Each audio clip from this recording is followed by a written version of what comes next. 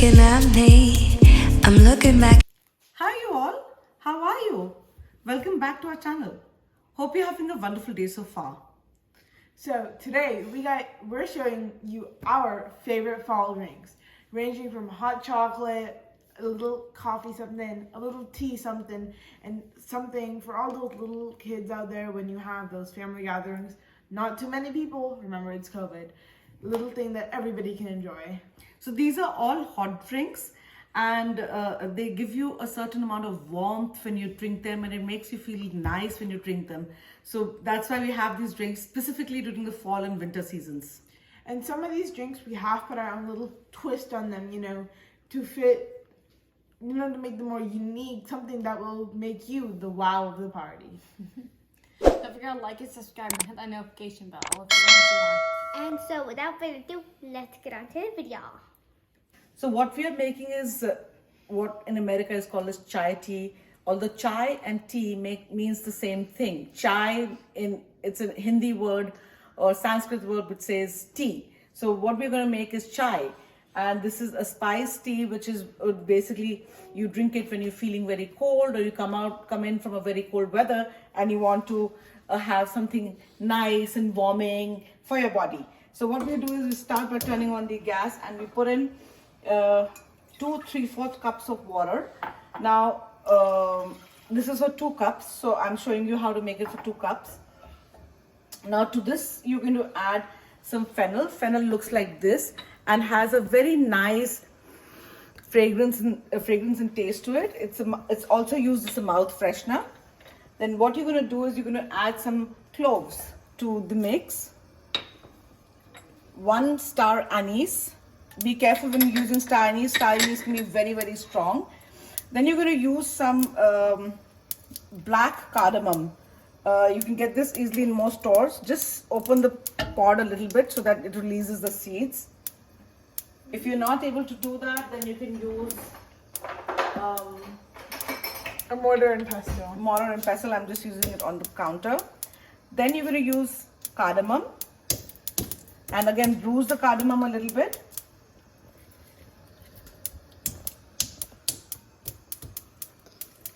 Then what are we putting in, Jan? Garlic powder! We're going to put in a little bit of garlic powder, and we're also going to put in some garlic. Now this is actually fresh garlic. Ginger. Ginger. I actually just chop it into pieces, and I put it in the freezer so that it lasts me a long time and I don't have to keep on chopping it over and over again. Almost dropped that. That would be bad. Yeah. Oh my God. And now you wait for the water to boil. And while the water is boiling, you can just stir this around a little bit. You can see how it looks. So I'll come back once the water is boiled. So once your water has become warm and it's not boiling, you're going to add 1 heaped tablespoon of loose leaf tea. Now this can be any tea that you like. It doesn't matter what tea you're using. Just put 1 large heaped tablespoon of tea. And 1 large tablespoon of tea is enough for 2 cups. So now you wait for it to boil, and you'll see that as it boils, the color of this chai or tea, whatever you want to call it, not chai tea, becomes almost black. So I'll be back when the water is already boiling. So now that the water has boiled, I can show you it's boiling here. I'm going to just let it boil for a couple of minutes, not a couple of minutes, a minute or so. And once it has done that, I can leave it to simmer for a minute so that the spices completely steepen. Once the spices are steeped in, then we'll go ahead with the second step. I've been steeping. I have again turned the gas to high, and I'm adding a dash of milk. And a dash of milk is actually enough. As you'll see, the dash of milk changes the color of the tea, and you can add more if you want, but you can't subtract if you have too much milk. I've just used some ordinary whole milk. And now when you pour the milk in, you do want to boil the mix again. You can see that the water is boiling or the tea is boiling. You're going to turn the tea off and you're going to put a cover on it and you're going to leave it there for at least 2 minutes. While that is happening, in your teacups, add some honey. Honey smells so nice. And this is just honey in the raw. You could use any honey that you like. This is just to sweeten the tea.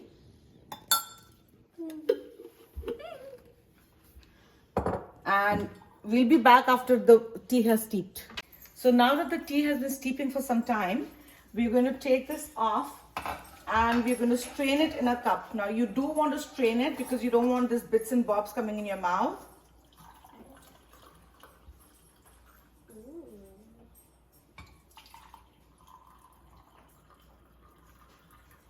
That's delicious.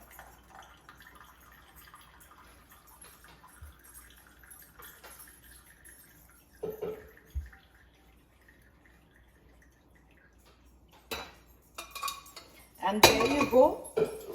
Chai. Goodness of tea. And it smells so good. It is so amazing.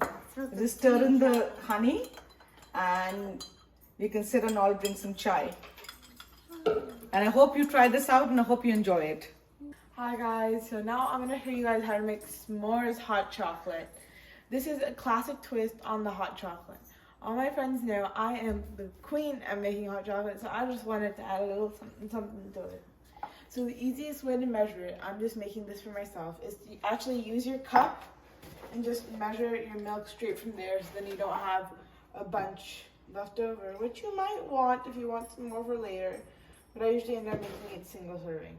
You want to overfill it a little bit more than what you think you're going to need, because remember, it does cook down because it is milk, it evaporates. See, there we go, just our milk. Now, my kind of cheat way is to start with some Starbucks cocoa. Notice how I said start? You just want to start with this. You already want to start heating the milk, and the way to make sure there's no lumps is to make sure this is all mixed in and then make sure it's double heated. So just 2 of these should be good, and that one was a little underfilled, you know. A little bit of chocolate never hurt anybody. Unless you're a dog, then it does hurt you. But you know, we're not dogs. You can just put that off to the side. And I'm just going to grab a spoon. If you guys could see this right here. I'm just going to stir in the chocolatey goodness while it's cooking. And you just want to get it well incorporated. And it's okay to have these lumps on the top, because as it cooks, these cook down with it. So we're going to actually want this to come to an almost boil. When it starts getting bubbly, you know it's done. And if you want a little bit of extra chocolate flavor, like I feel like today, we're just going to add some chocolate chips. This hole is quite small, so I'm going to get a bit bigger. You know, just a handful. This helps add to the chocolatiness of this. See? You're also going to want to mix that. And now you got to be really careful, because if you overdo it too much, then your chocolate would burn. And trust me, if you burn your chocolate, you got to start over, because there's no going back from burnt chocolate. I know from experience. Not a good experience. So we're just going to let that cook. And you should keep a close eye on it and keep stirring it, so that any lumps dissolve fast. See, already all of the lumps from earlier have dissolved, and you're just left with chocolatey goodness and your chocolate chips, which are going to melt down. We'll come back once all the chocolate chips have melted. And so now it's all done, or you're just going to let it down. See all the chocolate chips, and you know when it starts to rise. See, we don't want it to get too cool, but right now if you touch it, it's going to burn your tongue straight off. So we're just going to leave that to take a chill pill. Till then, we're going to work on our marshmallow fluff topping. So we're right now, as this is just plain old hot chocolate. But we're trying to make s'mores hot chocolate here. So we're going to take it one step further. We have our mixer. And again, like Mom probably said, this is the cheat way to make whipped cream really fast. You want to add in your cream. And then to make this our nice s'more flavor, just get some marshmallow fluff. This incorporates super nice and fast. Is sugary, so it adds the sweetness to your cream. And it's marshmallow, so it tastes like marshmallows. Though be careful, you could get yourself into a sticky situation very fast. So we're just gonna pull out a blob, and my hands are washed, and so I can use my finger. And that's the first blob. And the more you add, the sweeter and more marshmallowy it is gonna be. And remember, you can always add more, but you can subtract some. So we're just gonna try not to get it on the sides, make a mess, and drop that down there and put that off to the side. Grab a towel so I don't get everything, because you guys know once the marshmallow is on something, it's never ever ever getting off. It's almost like glitter, which is probably Mom's least favorite thing in the world. Not even joking. Just gonna give that a solid little stir, and we're just gonna blend her up. Just blending up. We'll be back once it's done. So our marshmallow cream is done, and I'm just gonna move some of these things off to the side so they don't get in our way, and I'm gonna push this back. But see, look at our gorgeous marshmallow cream. I'm just gonna grab a spoon real quick and show you guys this. Look at that, just thick, willowy marshmallow cream. Okay, now it's my favorite part, time to assemble. So we have our hot cocoa that we just fresh made. We're gonna grab that and we're gonna give her a little stir. See a little stir. And we're just gonna pour her in. Our extra chocolatey. Leaving a little space at the top though. Put that back there. And then we're just gonna grab our freshly whipped cream right here, our marshmallow whipped cream, and plop that on top, even though it may sink a little. And this is a soft cream, not like a hard cream, and which works somewhat better with hot cocoa. Just scrape every little piece out.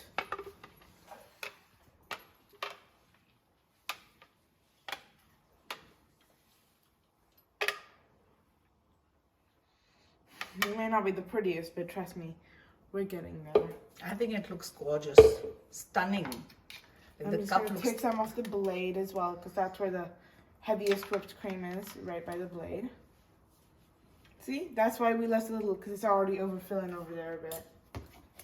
And then we're going to grab some chocolate sauce. I know it's very chocolatey, but you know, if you're going to be chocolatey, go overboard with it, you know? Just a little bit. And to finish off the s'mores aspect, we're just going to take a graham cracker, just a small piece. We're just going to crumble it into small pieces on top. You don't want too big pieces because this is a drink, not a food. So you don't want to be eating your graham cracker crust.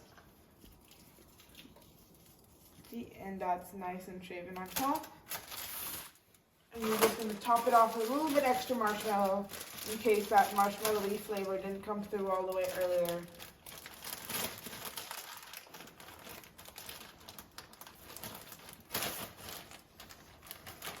Alternate title, we are not being able to open a marshmallow bag. We're just going to take some few marshmallows and put that there. This is an amazing sweet treat if you want to treat yourself to some extra special hot cocoa. Alright, it's my turn. I'm going to show you how to make some maple coffee.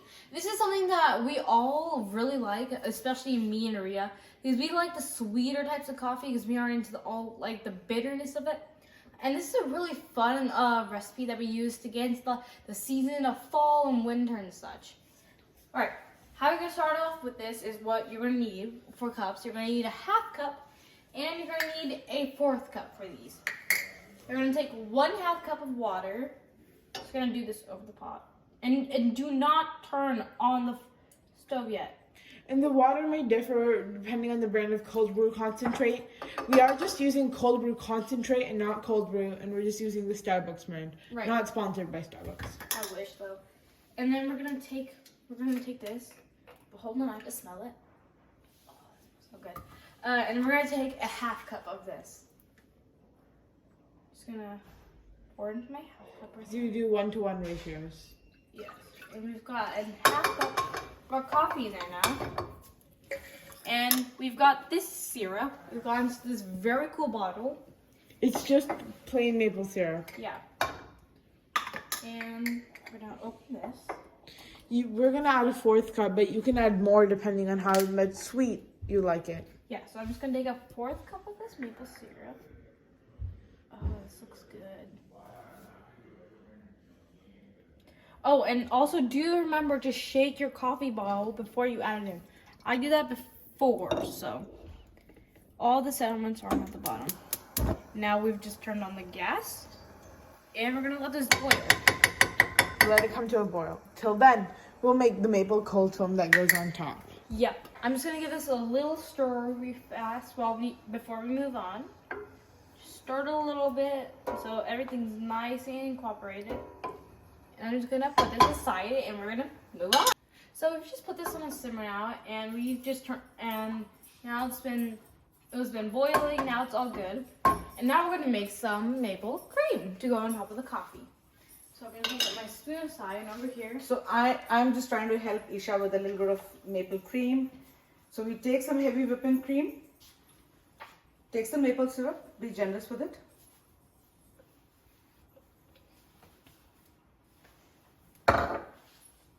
And we're going to whip this cream till it thickens.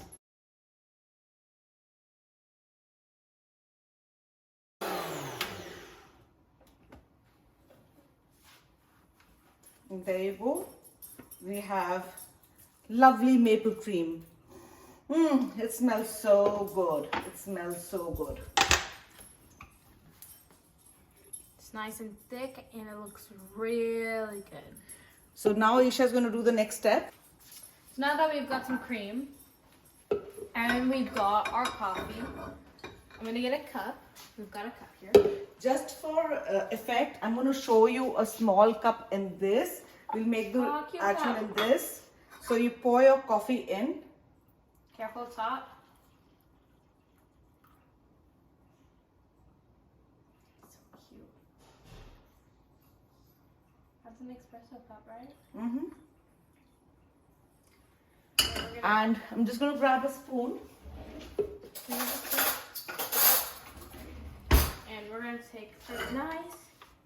Huge dollop of We cream. want to make it very generous. And we're just gonna. Because remember, there is no milk or anything in it. So you want to make it generous. And you want to also be gentle because the coffee will splatter everywhere. And then I'm going to show you for effect on this, how it looks. I'm just gonna show you the adorable little bit Mom has made. This is in our dad's a little espresso cup. And that looks so cute. And this is your hot coffee, maple coffee for cold winter days. Now what you can also do here is you can add 1 cinnamon stick. Oh, and what Mom taught me a few times is like some different types of tea. She would take a cinnamon stick and then stir it with the tea instead of adding sugar. So you can also do this with this if you don't want to make it too sweet. So your presentation comes like this and it looks gorgeous. So you mix it a little bit and you start drinking This is what Ria would call Instagram worthy. Yes, it is. And I hope you enjoy that. Hey guys, it's Jen, and it's finally my turn, and I'm so glad you guys get to hang out with me. And today we are making spiced apple cider. Now you can go ahead and buy mulling spice from a store, but we like everything homemade, so we're doing that. And also this is the brand of, it's really heavy. This is the brand that we have, and you can get this from your local HEB. And yeah, of course we like everything homemade. And here are things you need. Sliced oranges, bay leaves, clovers, black pepper, whole, 1 second, it's cloves. cloves, ginger powder, cinnamon, allspice, star, Anise. anise, and garlic. So first step is you just pour the apple cider into this. And Ria can help you if you find it too heavy, baby. You okay? I got them. Okay. Just to let you know that I am here, an adult is here present to monitor the child. So if your child wants to do this, please make sure that you're monitoring your child. And most crock pots can fit 1 gallon, which is what this tub is. It's 1 gallon. Wow, that's so cool. Okay, so now we're just gonna put in the oranges. This is just 1 orange, but of course, if you want to double the recipe or you have a bigger crock pot, you can go ahead and do that. I love oranges, especially like my sister loves orange juice, like Maria. It's delicious. Actually, I just wanted to say that right now. After you put in your bay leaves, we just have 2. You click select. It depends on what crock pot you have. We have this one, and you have to put it for 3 hours, and just stop touching it. And now we're gonna continue. Cloves or cloves. Just put that in, and then whole black pepper. It's really important that it's whole. Make sure it's whole. And then garlic powder, just very little, very little. And garlic gives that nice warmth to the apple cider. Cinnamon, now I love cinnamon. I really want churros. Allspice, star, anise. I cannot pronounce this. Just a note here that star anise, we are only using 1. It's a very strong spice, so don't go overboard on it. It can make the apple cider smell very, very strong. And now for garlic. This is just frozen garlic. So yeah, I'm done. But yeah, it's ginger, not garlic. Don't put garlic. Now I'm just gonna mix this. I'm gonna give this a light mix, just quick mix. Just trying to mix it like all the powder and all the things that we just put in. And there we go. Now we just wait. We cook it. Make sure you put on the hood. The hood? Yes. And now you just wait for 3 hours. Thank you so much for joining us today and watching the video. I hope you enjoyed watching how we made all these nice hot drinks for fall and winter. Please let us know down below which one's your favorite drink and if you liked any of our little twists on them. Don't forget to like and subscribe and hit that notification bell if you want to see more. And Ria actually made some hot fudge cookies. Unfortunately, this naughty girl ate all of them. But we will come with the video to show you how they are made. And they were phenomenal. They were like amazing. I wish there was one to show you, but that one's gone too. There was supposed to be one, I promise. Right? Yeah, cheers everyone. Bye. Cheers, Love bye. you. Have a Merry Christmas. Have a Merry Christmas. Have a Happy Hanukkah, or if you're not celebrating anything, just have a good day. supper. Have a happy holiday. Yeah.